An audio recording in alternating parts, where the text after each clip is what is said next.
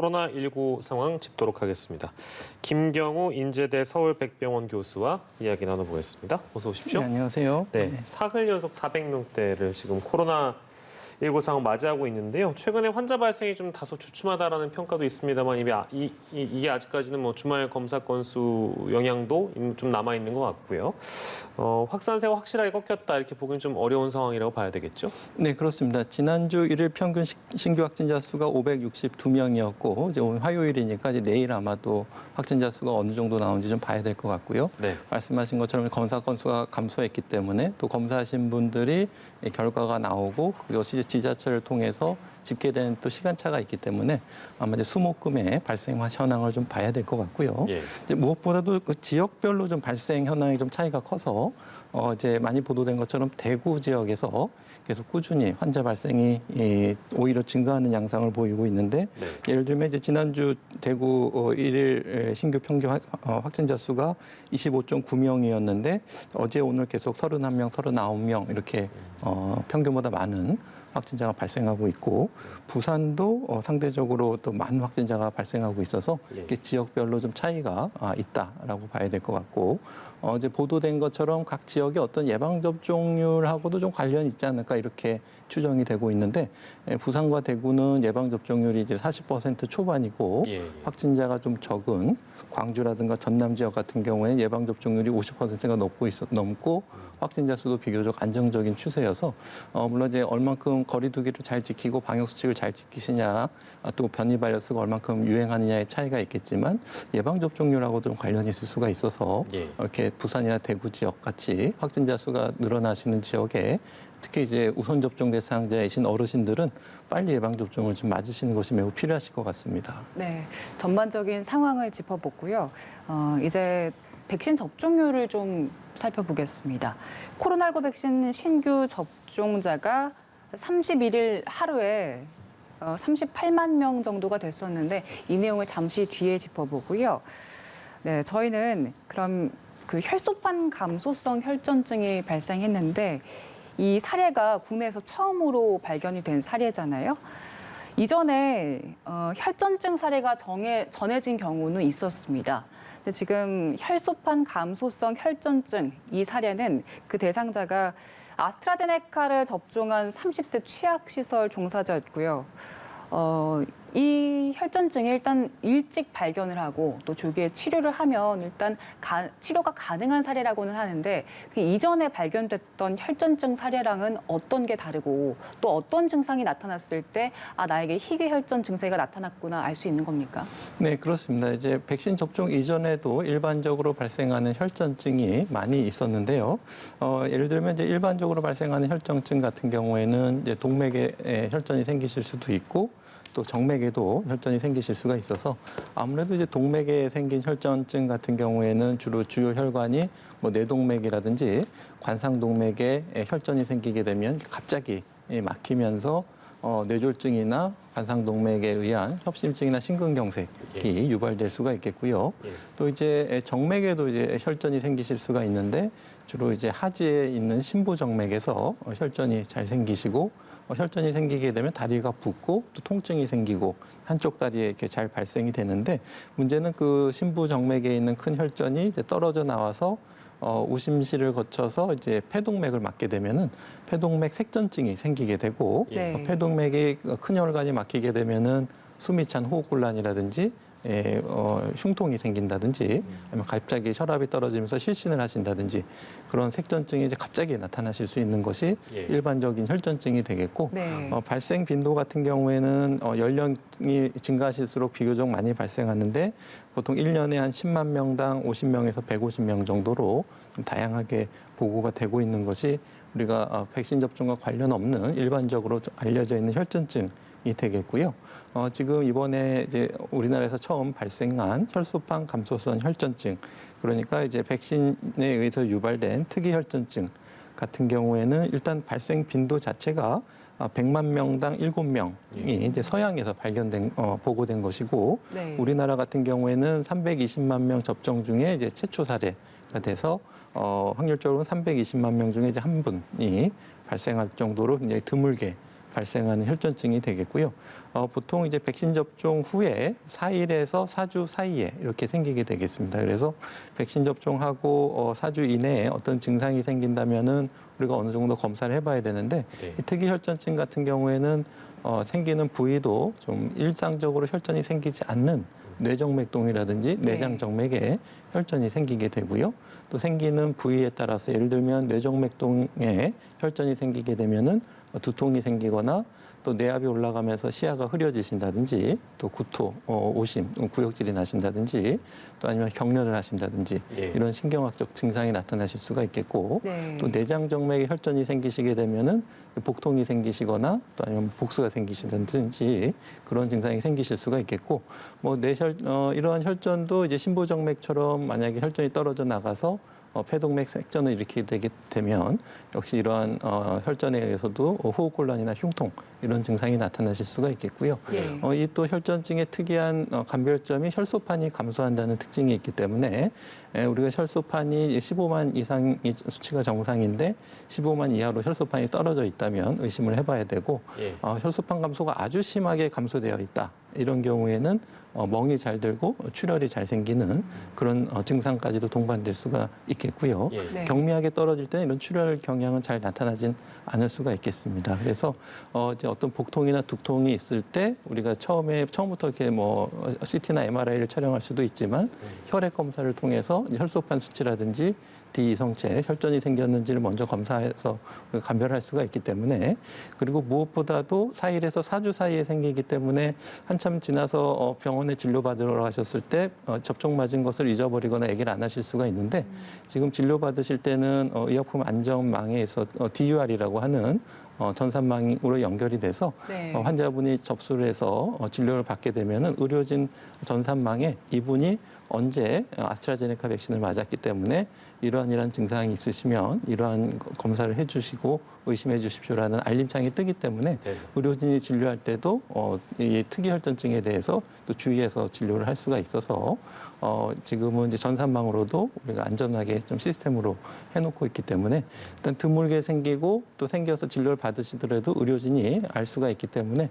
일단은 우리가 이상 반응에 대해서 큰 걱정을 내려놓으셔도 되겠고 또 이번 사례들처럼 우리가 조기에 발견해서 적절한 치료를 하게 되면은 네. 특히 이제 이 혈소판 감소증 같은 경우에는 주의할 게 이제 혈소판이 떨어졌다고 해서 혈소판을 수혈하면 안 되거든요. 그것이 가장 중요한 점이기 때문에 그것이 알림창이 떠서 주의가 뜨기 때문에 의료진이 환자를 충분히 잘 치료할 수가 있기 때문에 안심하시고 예방접종을 하셔도 좋으시겠습니다. 네.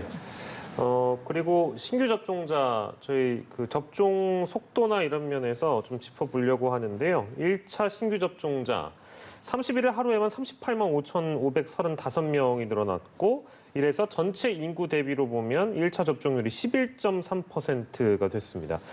두 번째까지 다 맞으신 분들은 217만 1,336명, 인구 대비 4.2% 수준인데요.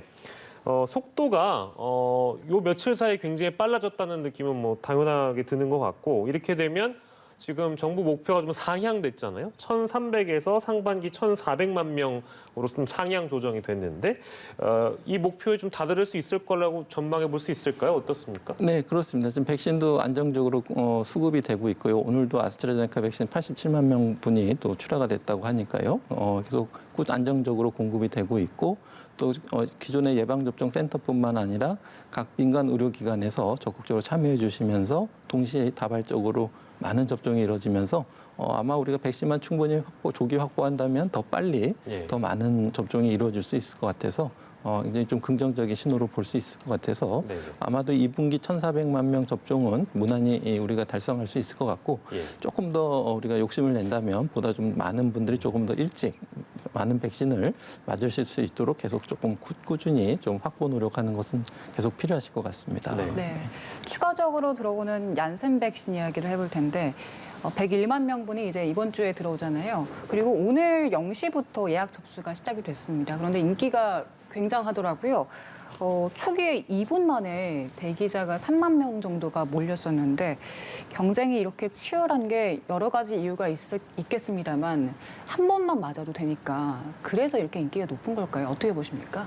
네, 뭐 일단은 어느 백신이든지 뭐 종류에 관계없이 다 장점이 있고 특히 예방 효과가 좋기 때문에 적극적으로 맞으실 수 있는 기회가 되시면은 맞으시면 되겠고 예. 말씀하신 것처럼 얀센 백신은 민방위 대원이라든지 예비군 또 관련자분들이 많이 신청하실 수가 있게 되어 있고 하지만 이제 백신은 이제 101만 명분으로 좀 한정되어 있기 때문에 네. 지금 첫날인데 64만 명이 신청을 예약을 하셨다고 알려져 있는데요. 아마도 말씀하신 것처럼 한 번으로 일단은 접종이 완료가 되고 예. 그 위에 이제 추가 접종이나 2차 접종이 필요한지는 조금 더 봐야 되겠지만은 일단은 1차 접종을 하시고 2주가 지나면 접종 완료자로 분류가 되시기 때문에 네. 만약에 일상생활에서 조금 더 편리하게 하실 수가 있고 또 만약에 뭐 미국에서도 FDA에서 공인된 백신이기 때문에 특히 이제 뭐 미국을 왔다 갔다 하신다든지 할 때도 자가격리에서 좀 어느 정도 예외가 될 수가 있는 그런 장점도 좀 추가적으로 생각해 볼 수 있을 것 같고요. 네. 그러면 변이 바이러스에 대해서도 어느 정도 효과가 있는 것으로 알려져 있기 때문에 얀센 백신에 이제 충분한 장점이 있고 다만 이제 알려진 것처럼 30세 미만이신 분들은 접종을 하실 수가 없기 때문에 예. 30세 이상 분들이 접종을 하실 수가 있겠습니다. 얀센은 10일부터 접종이 시작되잖아요.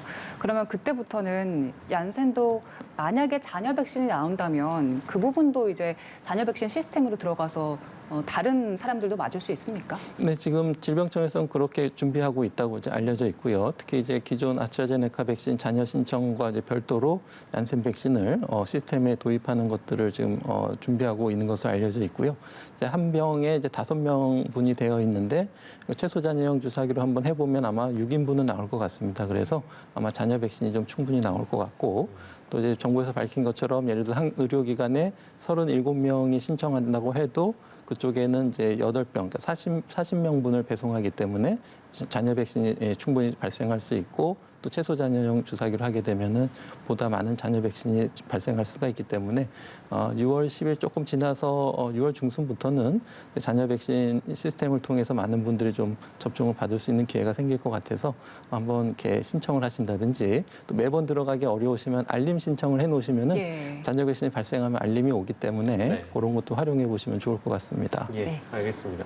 그리고 모더나 백신은 이제 오늘 국내로 들어올 예정인데요. 들어오고 있습니다. 5만 5천 회 분인데 이 백신은 누가 또 언제 맞게 되나요? 네, 일단 그동안에 30세 미만 대상자 중에서 접종을 받지 못했던 분들이 우선적으로 받게 되겠고요. 네. 병원급 이상 종사자들, 그러니까 병원, 종합병원, 상급 병원급 의료 종사자, 그러니까 의료진뿐만 아니라 관련돼서 일하시는 모든 분들이 이제 접종 대상이 되겠고요. 이제 4주 간격으로 2회 접종을 하게 되어 있고 냉동 상태에서는 장기간 6개월 이상 보관이 가능하지만 또 냉장 온도에서도 한 달 동안 또 보관이 가능하기 때문에 네. 아마 이제 들여오게 되면은 냉동 창고에 보관했다가 이것을 냉장 창고에서 또 소분해서 상온에 노출되지 않게 또 안전하게 바로 차량으로 이동시켜서 각 접종 기관으로 이송하는 이런 모의 훈련도 좀 마친 상태라서 네. 아마 모더나 백신이 이제 일단 5만 5천 명분이 들어오지만 또 5만 5천 회분이 들어오지만 나중에 더 많은 4천만 명분이 이제 출하될 때도 좀 안정적으로 좀 우리가 접종을 할 수 있을 것으로 기대해 볼 수 있겠습니다. 예. 네. 백신을 접종하는 분들 수가 좀 늘어나면서 접종 과정에서의 실수도 조금씩 발생하는 것 같습니다. 지금 10대들은 백신 접종이 금지돼 있잖아요. 그런데 광주 한 종합병원에서 학생을 의료진으로 착각을 했네요. 그래서 아스트라제네카 백신을 접종했는데 일단 지금 이상 반응은 없다고 전해드렸습니다. 건강상 괜찮은 겁니까? 네, 아직까지 괜찮다고 알려져 있고요. 그 영국에서는 아마 지난 2월에 그러니까 6세에서 17세를 대상으로 200명 대상으로 백신, 그다음에 100명 위약 이런 실험을 계획을 했었다가 지금은 잠정 중단된 상태인데 아마 그 임상시험 시작 과정에서 몇 명이 참여했는지는 알려져 있지는 않지만 아직까지는 소아에 대해서 특별한 어떤 위험성이 알려져 있지는 않고요. 아마 물론 그만큼 효과성과 안전성에 대해서 아직 알려져 있지는 않은데 아마도 비교적 성인에서도 큰 문제 없이 접종이 예. 이루어졌고 그렇기 때문에 아마 이 학생의 10대 중학생의 경우에도 아마 좀 큰 건강상으로 문제는 있지는 않을 것 같은데 네. 계속 긴밀하게 좀 모니터링하면서 좀 추가적으로 나타나는 이상 반응은 없는지 아마 잘 관찰할 것으로 이제 기대해 볼 수 있겠습니다. 예. 이제 근데 14세 중학생인데요.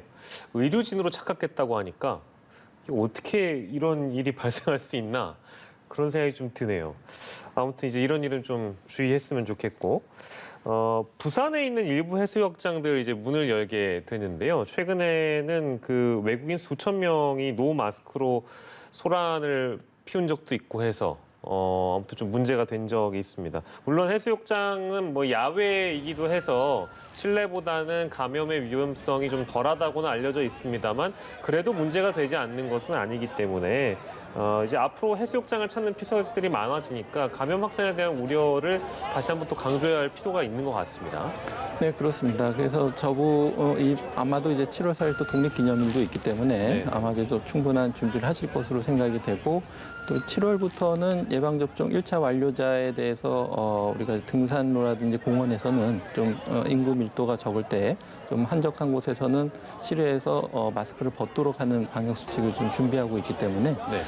물론 이제 야외라고 하더라도 대규모 집회나 사람들이 모인 데서는 마스크를 쓰셔야 되기 때문에 예. 지금 저와 같이 많은 분들이 야외에서 모여 있을 때는 또 누가 접종을 했는지 알 수 없는 상태에서는 그리고 지금 변이 바이러스 감염 위험도 높고 아직 예방접종률이 높지 않은 상태에서는 상당히 많은 우려를 좀 줄 수가 있는 부분이기 때문에 우리가 이제 일단 7월부터 시작하게 되는 실외에서 어떤 노마스크 정책 같은 경우에도 예. 우리가 좀 충분히 좀 안전하게 또 다른 분들이 좀 위협을 느끼지 않게 특히 이제 백신을 안 맞으신 분들이 노출됐을 때 좀 걱정이 많이 되기 때문에 예. 백신을 맞으신 분들끼리는 뭐 사실 뭐 이렇게 마스크를 안 쓰셔도 큰 문제는 없지만 아직 접종을 안 맞으신 분이 더 많은 상황에서는 저렇게 많은 분들이 모여서 실외에서 예방 접종을 맞았다고 마스크를 벗었을 때 물론 이제 그분들이 이제 다른 예방 접종을 안 맞으신 분과 충분한 거리두기라든지 구역을 별도로 분리해서 이렇게 하시는 것은 관계는 없는데 저게 이제 다른 분들하고 섞이게 되면 상당히